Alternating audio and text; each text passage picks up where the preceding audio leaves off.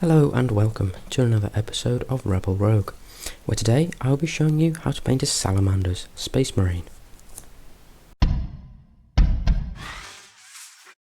Rebel Rogue. For this video I thought I'd embody the spirit of the Salamanders and be nice for once.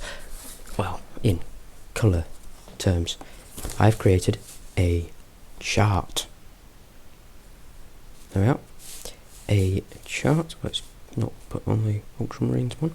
Here we can see the main paints you will be needing: Vallejo model colour flat green, or a similar one such as Games Workshop's Warflesh, Citadel base Retributor armour, or another gold, Vallejo model colour natural steel, just a steel silver colour, Vallejo Panzer Ace's German tank crew, so we're looking at a sort of a very dark grey. We've got Citadel base Mephiston red, just a red colour, and a black wash. In addition, if you want to take it to the next level, say you're painting a character, I would recommend you also pick up Vallejo model colour medium olive. So, let's get on with the first colour. The first colour that we will be using is the Vallejo flat green, and this will be the main armour colour of our salamander. It is quite a nice flat green colour. I only recently bought this, so I don't actually know entirely how it works, but I have done a quick test and it seems the right sort of colour. So I'm going to thin it slightly. It's a bit thick. So just a touch of water to thin it down. Make it apply smooth. Nice smooth paint to apply. And then we can paint this onto all of the armour, avoiding these weird shoulder trims, or just the general trim, and any joints in the armour.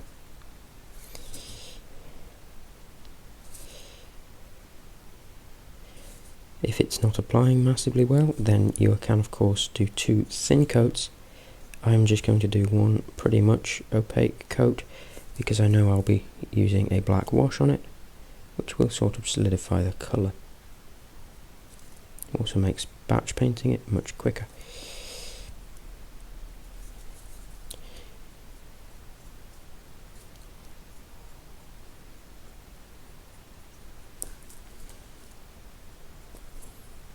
Now that the green is complete and it's dried, smooth zoom, there we are. Well, it hasn't quite dried, but it's touch dry. We can move on and paint the gold. For this, as before, we'll be using Retributor armour, and I'll be using a small brush because I don't really have a medium synthetic brush to use for metallics, so I'll be using quite a small brush. But I would recommend using something like a medium layer brush, or maybe a small layer brush. I don't really know the sizes, I really should.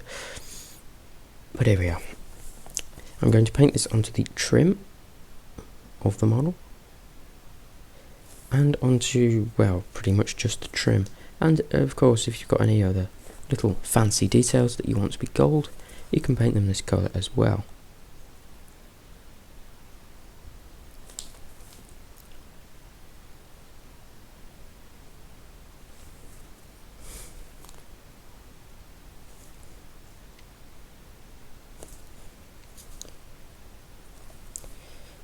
Having finished the gold and just touching up the flamer, or if you are using if you have something like not on a bolter, I just touched up the flamer on the casing of it and finished the gold. We can now move on to painting the joints and the shoulder pads, which I have already painted green, but they're meant to be black. And if you have a bolt gun, for example, let's find an example, something like this weapon, or bolter, you can paint this top bit here, outside edge, this top piece, in this colour as well. We'll be using, as said at the start of the video, Panzer Ace's German tank crew.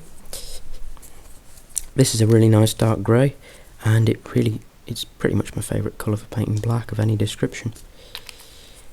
Once you put a wash on it, it's pretty much black. And it also gives you a bit of definition. It almost works like a base of a contrast paint. But yeah, so we're going to paint this into the joints on the armour. like so,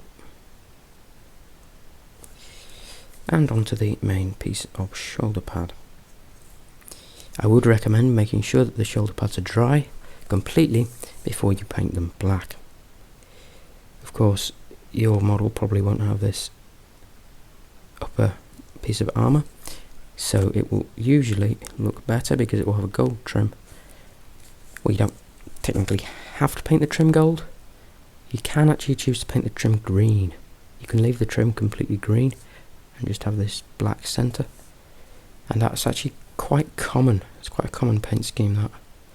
But I quite like the fanciness of a gold trim, and especially on like captains and such like, you do sort of want a gold trim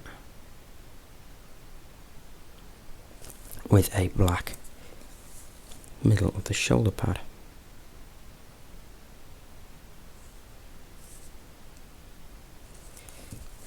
The alternative, of course, is to paint the trim black. I might quickly off camera paint a couple of different examples for a Salamanders trim that you could use if you so wanted to. I'll also finish off the armour joints on this model. As you can see, it's not quite dry, but this is the basic effect, and when I put more coats on it, it'll look better. But the basic effect of having a black shoulder pad or having a black trim on the shoulder pad. This is a far more classical design. It's quite classic. You could also go with the black and gold, which is what I've gone with. I quite like the contrast of it. But this is quite classic. This is slightly different. So yeah, there's lots of options. But now, moving on back to our salamander. We'll now be using the natural steel to paint all of the weapons. And we could paint the lenses, but we're not going to bother painting the eye lenses for this particular model. Or not paint it with steel, because there's a technique using inks and all sorts that you can do. So yeah, lots of options. So I'm going to paint on the main areas of weaponry on the flamer. You can also paint the main part of the bolt gun, and if you've got any little things like this, I'm just going to paint this silver as well, along with the grill in the middle of the face.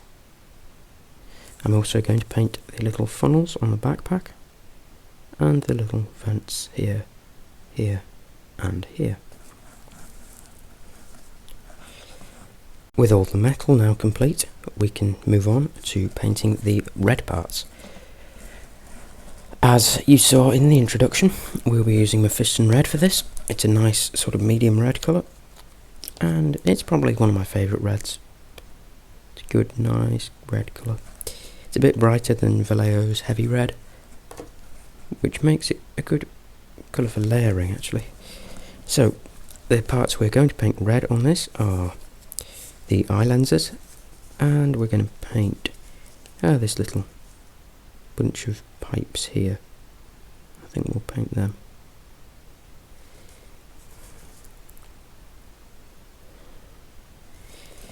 There we are. And the canister on the flamer. Just get a bit of water off my brush. Being careful to avoid the silver parts. There we are, and then the eye lenses. I should zoom in. Sorry about that, I haven't had it zoomed in.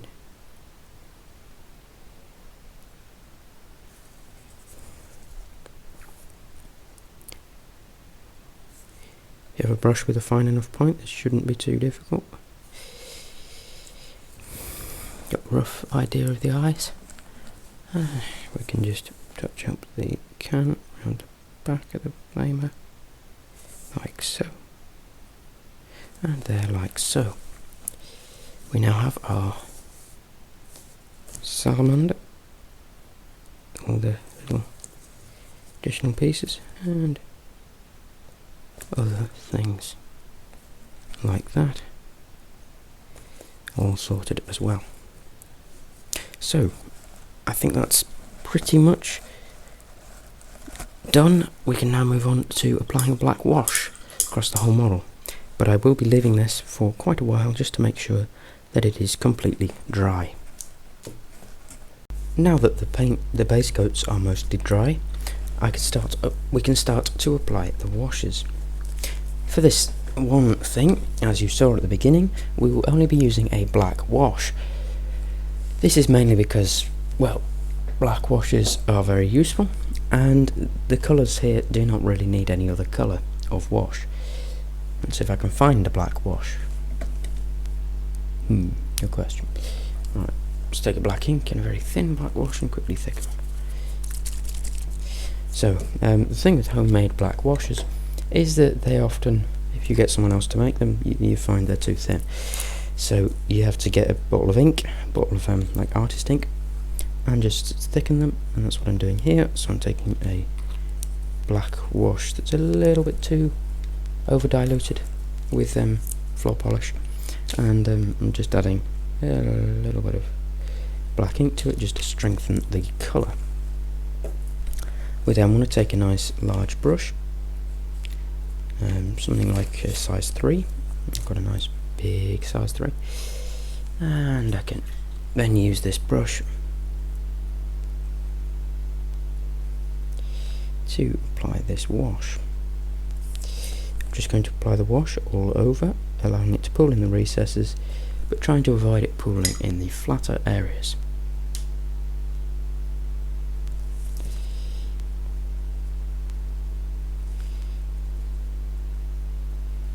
If you want a more detailed video on how to apply washes, you will find one linked in the top right hand corner of the screen.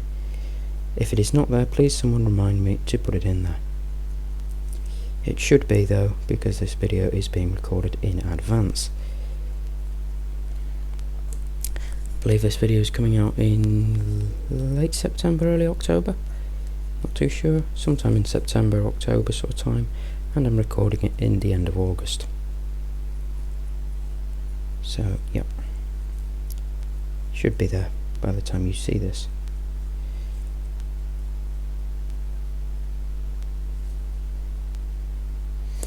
I will continue this and be back when it is done. Quick apologies if there was any buzz on the previous audio clip, or on the previous video clip rather.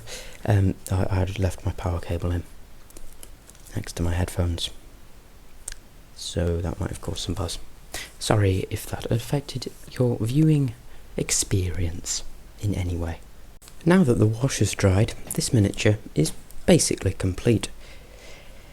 There are a couple of things you can do to take this miniature to the next level though. Firstly, you could reset the base colours, that is the main thing. Then, if you've got shoulder pads, say like this, you could possibly attempt a bit of freehand. I might do a video in the future, probably next year, maybe, I don't know. Maybe it'll be an additional video on doing freehand, but I've done it in the past on a Space Wolf shield. If you've seen, shoulder pad, if you've seen that video, then you'll get a rough idea of what I do. But yeah, you can do that. And then the final thing you can do is edge highlight the armour with the medium olive. I would recommend doing that after you've reset the base colour though.